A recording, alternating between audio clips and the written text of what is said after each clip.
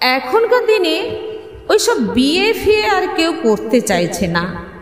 হ্যাঁ, জীবনে একটা সঙ্গীত দরকার, কিন্তু তার ওই বিয়ে করার কোনো প্রয়োজন নেই। আকাশ তার মতামত ব্যক্ত করল।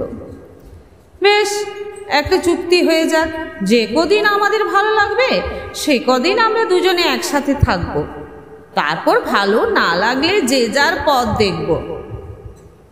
বেশ, ঠিক আছে, আমার কোনো আপত্তি নেই। আকাশ আর দীপা অনেক দিনের পরিচিত, দুজনেই চাকরি করে। আকাশ একাই থাকতো একটা ফ্ল্যাটে, দীপা সেখানে এসে থাকতে শুরু করে। বেশ কিছুদিন ভালোই কাটল, তারপর ছোটোখাটো বিষয় নিয়ে অশান্তি শুরু হলো। 6 মাস কোনো ক্রমে কাটাবার পর তারা আলাদা হয়ে গেল। কিন্তু তারপর দুজনেরই একা একা লাগে।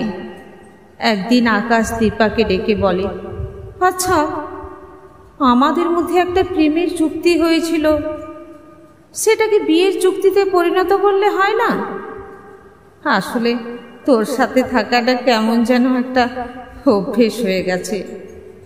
দীপা তখন মুখ নিচু করে হাসছে। সে বলল, বিয়েও কিন্তু একটা চুক্তি, যেখানে স্বামী স্ত্রী সহজে পরস্পরকে ছেড়ে যেতে পারে না।